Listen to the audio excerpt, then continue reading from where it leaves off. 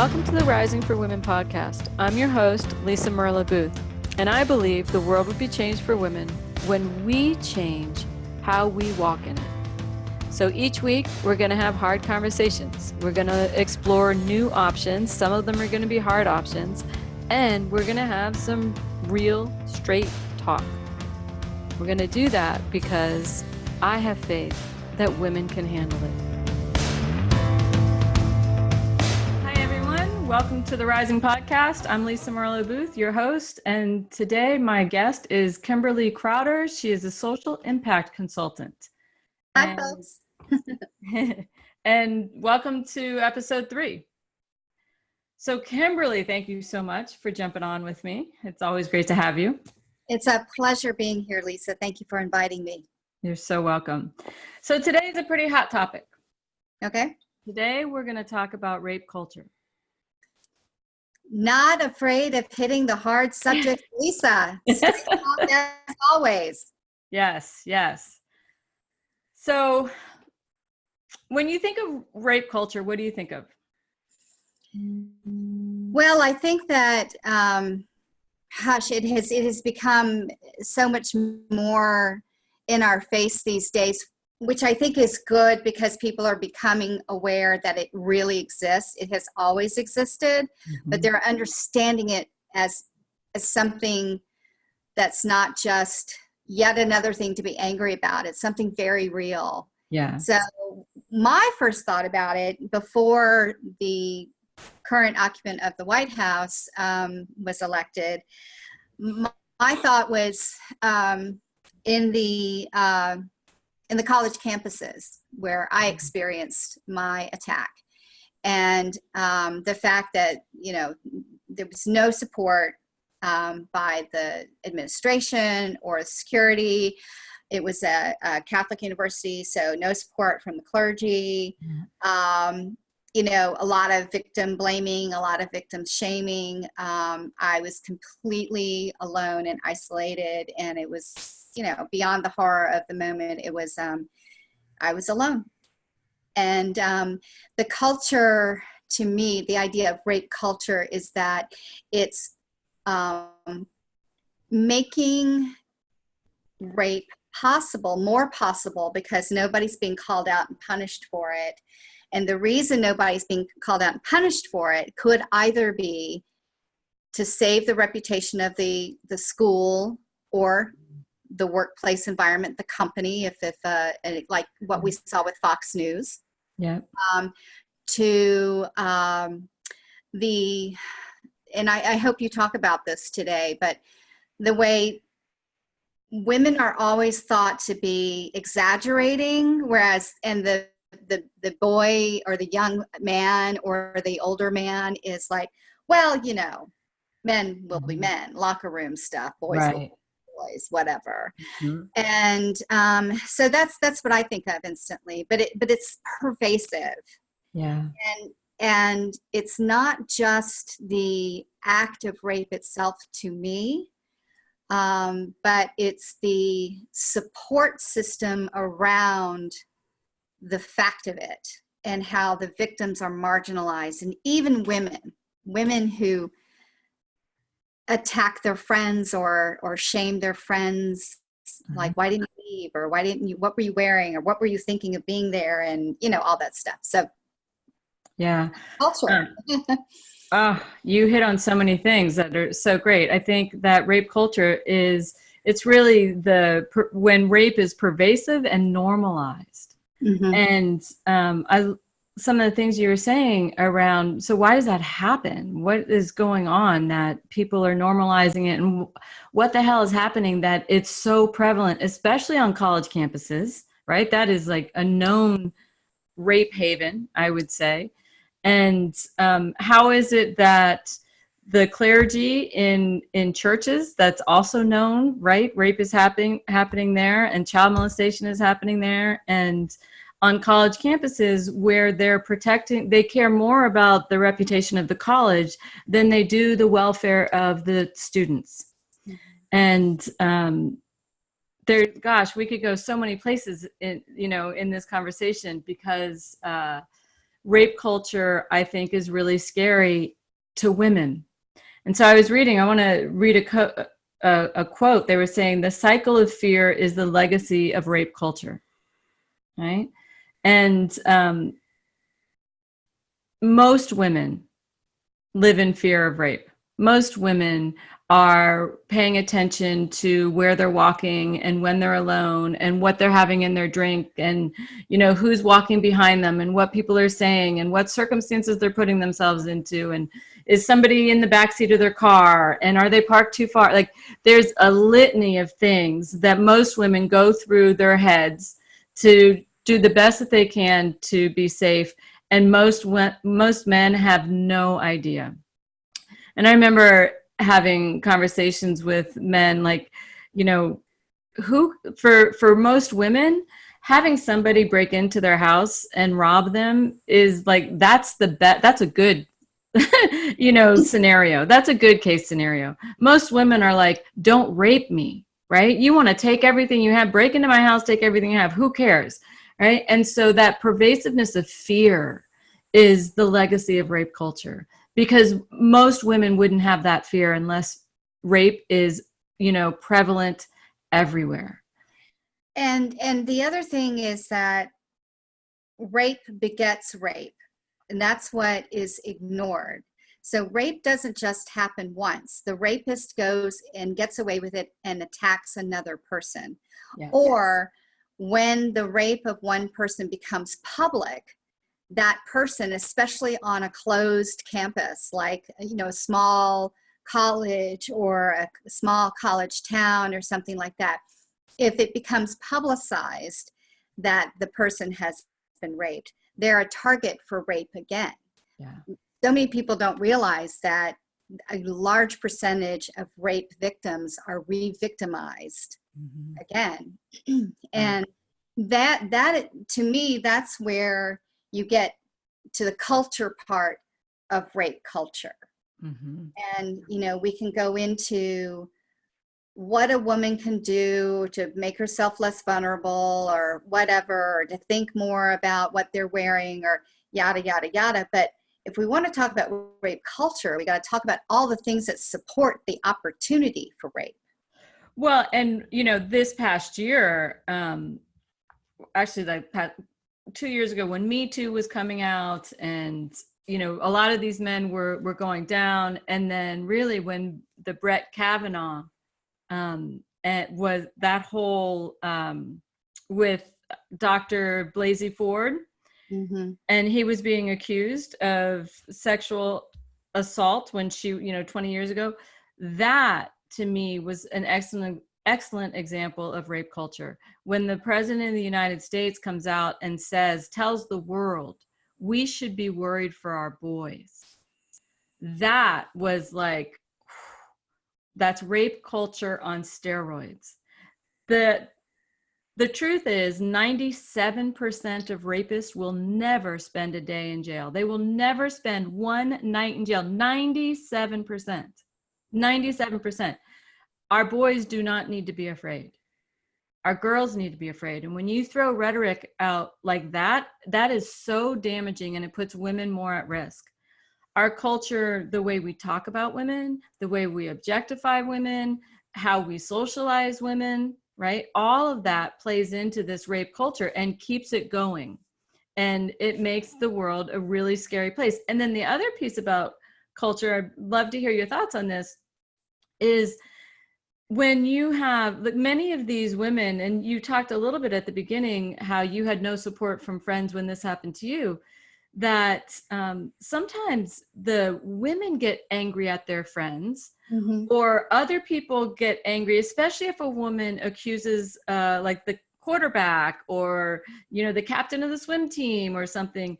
Then they start attacking the women. How could you do that to him? He's such a nice guy. He has such this amazing future. You just ruined his reputation.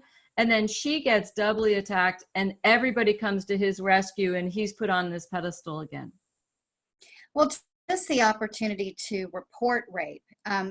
Every woman has the opportunity, but almost nobody reports it because certainly now, because popular culture has, through different crime shows and news shows and various other, women's discussion programming, talks about, that women can, and they support the idea of women reporting. So my hope is that the idea of women reporting is much better than it was for me 25, 30 years ago.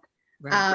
But at that time, in the 80s, I can tell you that, it's the, everybody was out, Studio 54, and that was more 70s, early 80s, but, you still had that in 82, 83 when it happened to me. It was this very freewheeling kind of, you weren't doing college right if you weren't out there just having a grand old time. And nobody talked about how you need to be thoughtful and protective of yourself, and how you need to have the buddy system to when you're walking home and, across campus or something like that, or what campus security is there to do for you, et cetera, et cetera.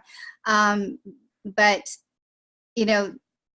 nobody reported because there was no support system for that. And the institution was the most important thing, not the victim. It was saving the face of the institution. So, and then you were talking about women backlashing against other women. Yeah, let me jump in real quick on the reporting.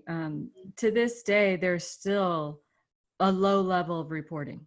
Really? A tremendously low level of reporting, because the women still get blamed, because they know the women are going to be on trial. It's a he said, she said, right? There has to be proof. The women feel tremendous shame themselves. And they know that a majority of rapes never, ever, ever get found guilty and don't serve time. And so the women, they feel like they don't want to do that. In addition, some of the things that women do is they don't report. I think 25% of women will report if they flirted. If they flirted, they feel like they don't have the right to flirt. If their husband raped them or a significant, partner raped them, they don't feel like it's rape because it's their husband, so they don't report that.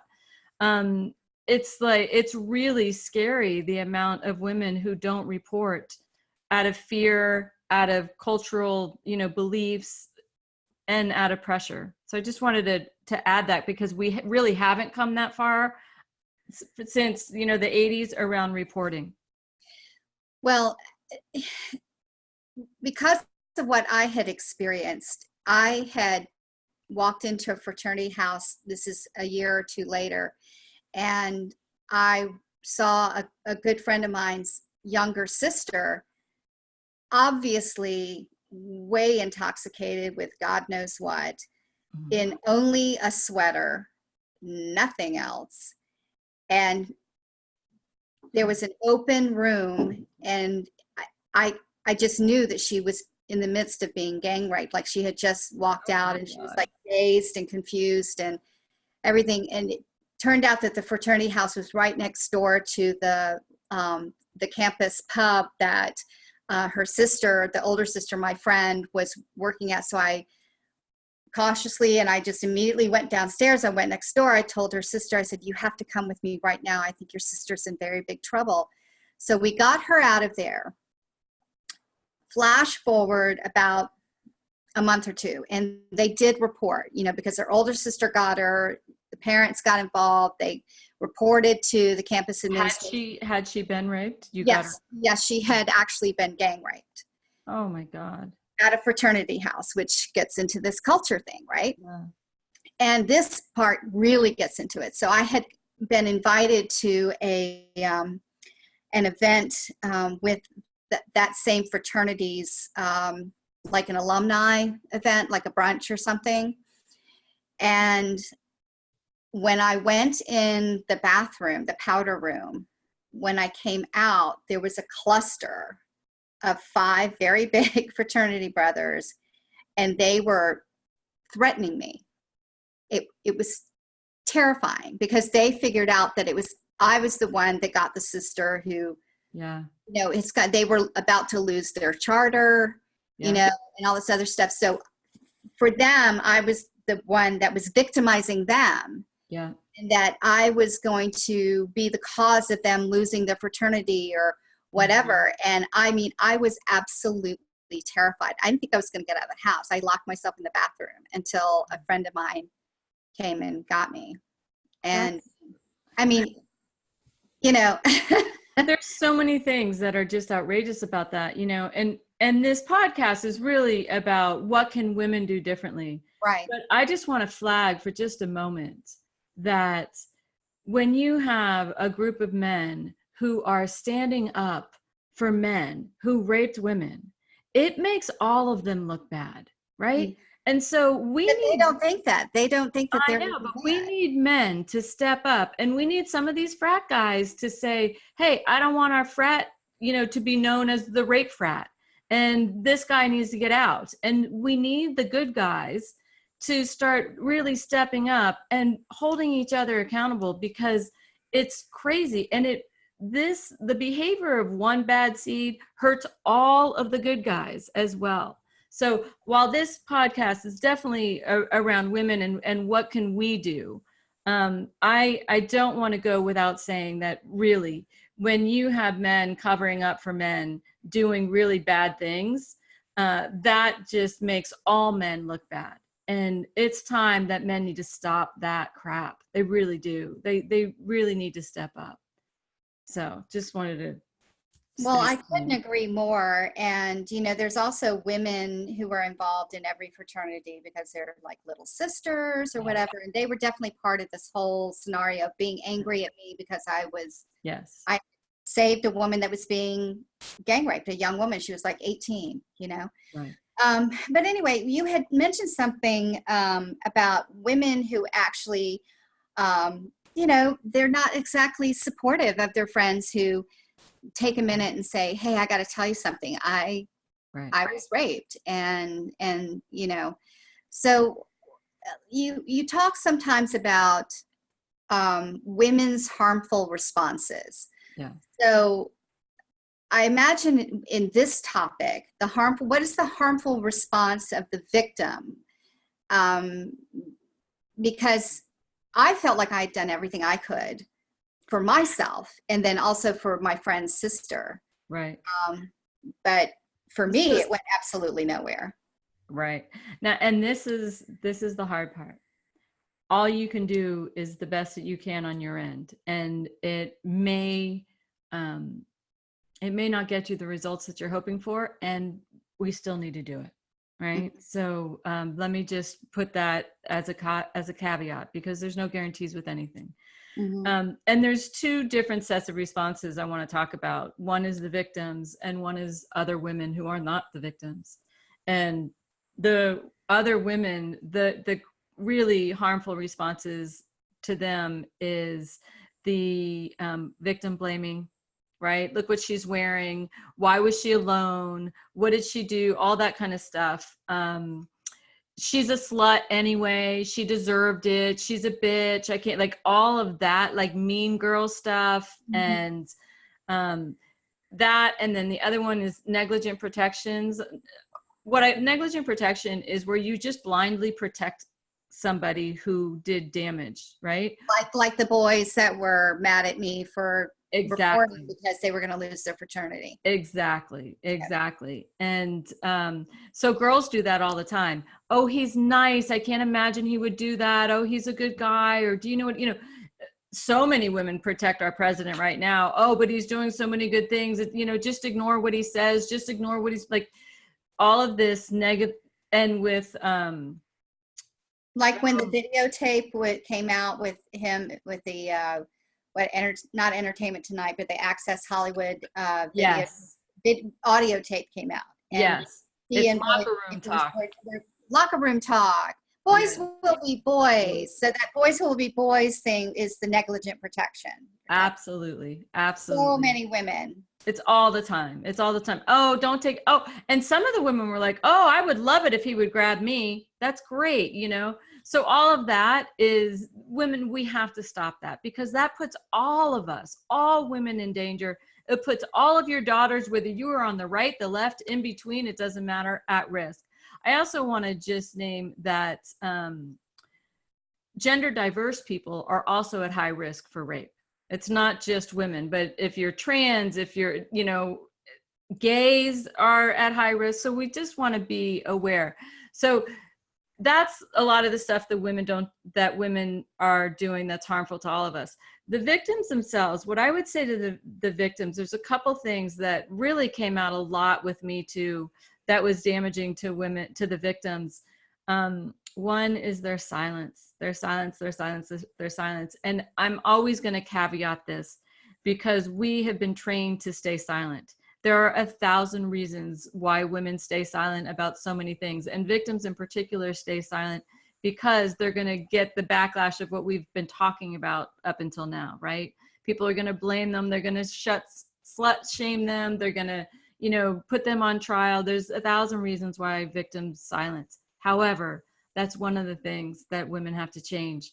The other thing that women do, and this showed up in Me Too again, a lot of the date rape scenarios, the women have been so trained to put the welfare of others before their own, that even in circumstances of date rape, they stop and they think about the feelings of the person who is about to assault them more than their own. They don't want to make him feel bad. They don't want to embarrass him. They don't want him to get angry. And so they do all these things to try to kind of make the environment a little more comfortable. And so they don't. Let me ask you a quick question. Are you talking about where a young woman, or say it's a woman my age, who goes out on a date and you're feeling really good and you're really vibing with that person, and you go back home, you're like, let's have a nightcap because you're hoping to get a little smoochy or something. Yeah. But then the smoochy goes further than you feel comfortable. Right. But you don't want to say anything. Right. Or so you giggle and you right. You pull back and, you try to act like you're not that much into it, and hopefully he'll read the signs and then he'll pull back, right? Or sometimes you'd be like, oh, you're going a little too fast, slow down. I mean, if this is somebody you would like to see again, you don't necessarily want to put them up like, hey, no, you don't want to go right. DEFCON 1, on them either, because you actually do want to see them again, but maybe you just want to slow it down and just say, hey, let's call it a night or something. I mean, isn't there a balance, Lisa? There's totally a balance. It's really about you getting clear around what you want and what you don't want. And when you feel uncomfortable, don't try to make him more comfortable. Instead, just speak your truth. Say, hey, hold on, I really like you a lot, and I don't want to sleep with you tonight. I don't want to go there. So I just want to put that out, up front. And then if he keeps pressuring and he keeps pressuring and he keeps pressuring, then you got to ramp it up. Mm-hmm. And so it's like, listen, stop. I said, I don't want to sleep with you tonight. I do not want to have sex. So is that going to be a problem for you? Let me know. And if he's like, no, come on, I know you really want it. You're just trying to say you don't want it. And they push, then you have to be like, enough. Yeah. Well, by then they've shown their true colors. That's right. Not something you want to go out with again anyway. Exactly. So. And then you end the date. Like, listen, I'm going to stop. This date is over. I've asked you 3 times and you keep pushing past my limit. The date's over. Right. And see what he does. But so often women, they check themselves, they question themselves, they do all these things. They try to nice the guy into, getting it. And that gets us into trouble. So we need to stop that. The victim reporting, let me say something about that. It's really hard for victims to report for so many reasons, especially like you said, if you are in some type of religion, like a church setting or college where they don't take it seriously, where you think there's, the culture itself is going to set you up. It's hard. If you're just in shock, you're traumatized, you're trying to process it yourself and you really are struggling with it. There's a lot of reasons why women don't report, and they need to report. If you can't report in the moment, then what I would say is write it down. And when I say write it down, I mean you write all the details, the time, the date, who all was present, what was said, what was done, everything. What did you have to drink? What did they have to drink? You just want to write every possible detail that you can think of down. Who did you tell, if anybody? If you made any noise, did you yell and scream? Was anybody in an adjoining room? And then after, go tell your best friend, or go tell a teacher, go tell somebody. And then you want them to write down what you told them until you're ready to report. And just a side note, I have forms for any victims, or even if you're not a victim, haven't been a victim, but you have friends or children, daughters, get these forms so that you have them. My niece is a lawyer, and so she helped me write down, like, what are the lawyers going to be asking you, which is sad. We have to do this, and we have to do this. So those are, some of the things. Put yourself first. Your safety is number one before them being comfortable, before the other person being comfortable. The other thing is, and this gets into differentiating blame from empowerment. The bottom line is women by and large are getting raped at a much higher percentage than men. It is something that women have had to deal with their entire lives. And so you have to be aware. And there are things that you have to do to try to create a safer environment for yourself. It is sad that you have to look at what drinks you are. You've got to cover your drinks, right? All the basics that you've been told. Don't walk down the street alone, down an alley in the dark, like all those things. Now, there's a lot going around, like, why don't we stop telling women how to not be raped and start telling men how to stop raping? And I wish we could do that, but we don't have the luxury of doing that. Why can't we do that? Why don't we have that luxury? Why can't we do both? That's where I was going to go. The message is, tell the men, stop telling the women. We don't have that luxury because the women, we're the ones that are getting hurt. And first and foremost, we got to do our safety. We have to do whatever we can to be safe. Let me tell you something. You are never, ever, ever, ever at fault for rape. Ever. You can't be at fault for rape. So I want to be very clear about it. Women never, ever cause rape. We need men to step up. We need to start educating our boys from the age of 5. We need to be telling them to, respect women, and no means no, and to stop pushing them. And we need to stop objectifying girls. And that has to happen. And the men and women, moms and dads, uncles, have to give a clear message to boys of all ages about what is consent, what's not consent. We have to stop these messages about, oh, boys are just players. In order to be a real man, let's see how many notches you have on your belt. All that crap we have to stop. For women, until men are going to step up, and they haven't yet, we are number one in charge of our safety, which means we have to continue to do what we can to keep ourselves safe, while holding men and boys accountable at every level. Even when they're whistling on the street, that you have to comment, you got to deal with that. You can't just brush that off when they're like, "Ooh, mama, you know what I want to do with you?" Like, we can't just let that go. How do you respond to that? Because a lot of what you teach, which I find fascinating, is women standing in their grounded, powerful strength. Mm-hmm. What is the cost to a woman by just blowing that crap off, like the side glance, or the cat call in the street, or the little comments in the office, sexual comments in the office? Do we have to be so strident all the time, or can we just blow that crap off? What's the cost of blowing it off? The cost of blowing it off is normalizing it.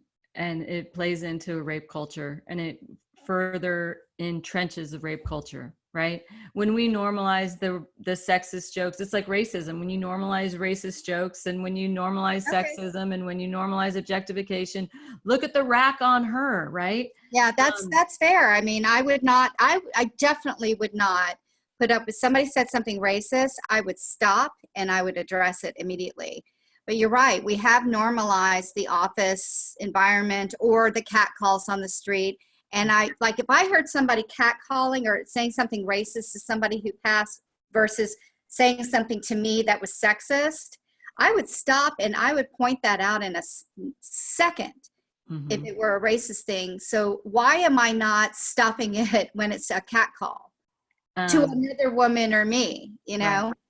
Right. Why am I not? Why is it that women don't call that out? While some of us would call out racism. Right. Because you're right, it does normalize it. You know, here I am all worried about rape culture and I don't even realize that I'm part of it, you know, in that benign way. Mm-hmm. Is it really benign? It's complicit is what it is. And we've all been taught to be complicit. And I think, you know, probably most of us have been and probably still are on some occasions, because this has been so ingrained in us. Like, it's just so normalized, we don't catch it.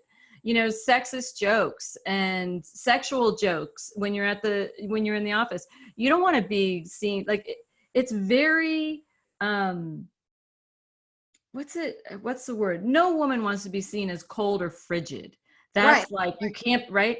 And or so, a bitch, or, you know, a prude, or, you know, whatever. Exactly. And women and little girls have been raised to get the attention of men, to be liked by men, to try to be one of the guys. And the only way you can do that is by letting all this stuff go. But just imagine if all the women would say, hey, that joke is not appropriate. I don't want to hear that in this office to me or anybody else again. That's like way out of line. Or, hey, Tom, you talking about your sexual escapades on the weekend, I find really offensive, and it's not appropriate for the office. Mm-hmm. Leave it at home. And if another woman came in and said, yeah, Tom, God, you know, Lisa, I'm so glad you just said that, because it's been bothering the hell out of me, but I haven't been able to say that. And you know what, Tom? All of us women have been talking about it, and we all actually hate it. Stop doing it, right? But instead, we do that, and then another woman will come in and be like, oh, Lisa, get off your high horse. He's just joking. Who cares about his sex life? Maybe you're just not getting sex. That's why it bothers you. And so women keep ourselves down, and we keep doing it because we find it more important to be liked or kind of cool, or kind of, you know, be able to be one of the guys. And it's really hurting all of us. And it plays into rape culture. So what would a grounded, powerful strength look like? Would it sort of that scenario that you just played out, where one woman stands up and says, you know, that's just really not cool. That was, you know, just leave it at home. So you don't have to get on a high horse about it, but just sort of like, you know, dude, that was just not right. Yeah, but you do have to do it with, don't be so worried about how you're going to come across. Don't be more worried about how you're going to come across than you are with whether it's okay or not okay, right? So a grounded, powerful strength is just matter of fact, right?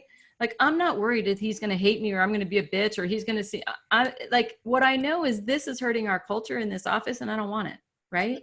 And so I'm just going to be matter of fact. I'm like, Tom, those comments aren't okay here. Like, they're really bringing the office down. Can we clean it up? Right? And then, or if one of my colleagues says something and says, oh, Tom, that's gross, I'm going to jump in and say, yeah, Tom, we don't want to hear that. So stop bringing those into the office, right? Like, we just, a quick statement, a quick something, just to, like, a quick tip for women is be the mirror. Tom, are you really coming to the office with 5 women in here and you're sharing your sex stories? Are you really doing that right now? Be the mirror. Just let them know. And then hopefully one of your other female colleagues would come in and sort of support you. That would be great. And then if he's like, oh, you did it, you know, I can save that relationship while still having that statement. I can be like, I still love you, Tom, but you got to leave that stuff at home. Mm-hmm. right? And as long as I'm not doing that from that like gender socialization place where I'm feeling like I have to, oh God, and now I have to like make everything nice. If Mm-hmm. I'm doing it just because like he's a good guy, I like him, I just didn't like that comment, I can keep that relationship going. If he's a jerk in the office and he does these things often, I'm not going to do that second piece at all. I'm giving him no mixed messages on it. Like I'm just, Tom, leave it at home. And if he's like, oh, and he keeps going, then I'm going to say, Tom, if you keep going, I want you to know that I'm going to report it, because now I'm feeling uncomfortable and you're dismissing what I'm saying and it's feeling like sexual harassment. You decide, Tom. Mm-hmm.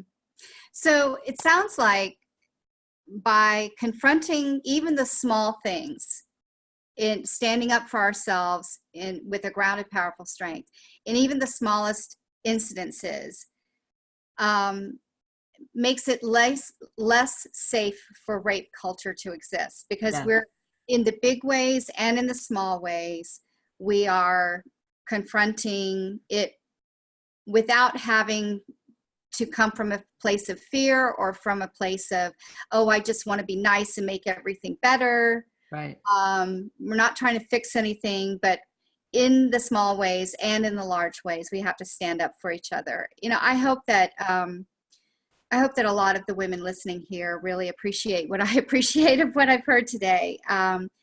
It's with my goddaughter and my nieces. My nieces have gotten out of college now. Thank goodness. They were, relatively unscathed. And, I just really worry about all the young women I know. in my world. I didn't have my own kids, but I'm very close to a lot of my friends' daughters and sons. I mean, these are all good men. These are all good young men, and I hope that if we can teach ourselves and our young women not to allow the continued normalization Right.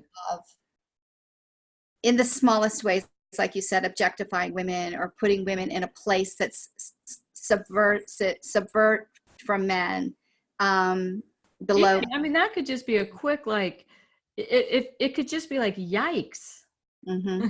Even Yeah. that is a little something that you're like, woo, did you Yeah. just say that?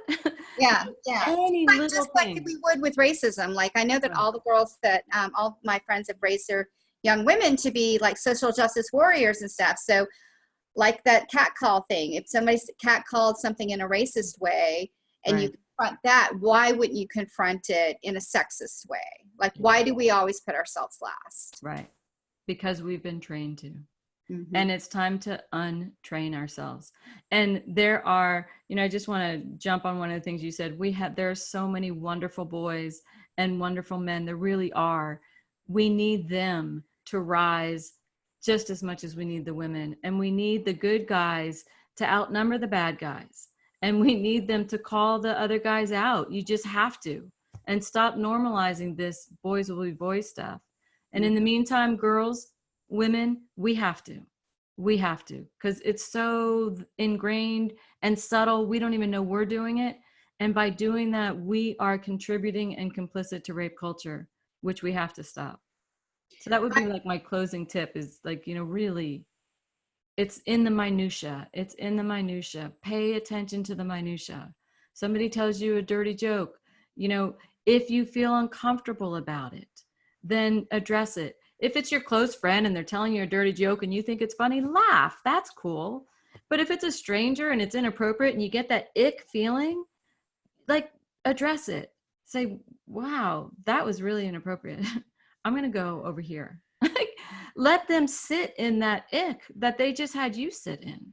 Mm-hmm. That's a really great idea. I do want to remind people that you had earlier offered to be contacted for a sheet, that if somebody does feel like they've been assaulted and they're not sure how to articulate it, that you have this, I guess it's a worksheet or a report sheet that you worked on with your sister who's a lawyer. My niece who's a lawyer. Yeah. Yeah, I think that's so great. And subservient, that was the word I was looking for earlier. Women are not subservient to men in any way, and we don't have to be. And I really appreciate, Lisa, everything that you shared today about, rape culture is an incredibly important topic, and we definitely need to rise up against it in every way. Thank you. You're so welcome. On my website, you can find the form. It's lisamerlo-booth.com. If you look at the Rising, there's a little tab that says the Rising, and under the Rising, it has resources. They're free.